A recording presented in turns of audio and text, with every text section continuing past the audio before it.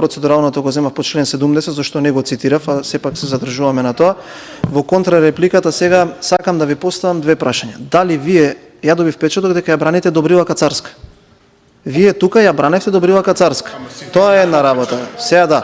И второ прашање, по ова кое што јас го разбрав. Еве, ви поставувам прашање бидејќи не сум ве разбрал. Вие сте за да се укине линеарното зголемување на пензиите или за да не се укине?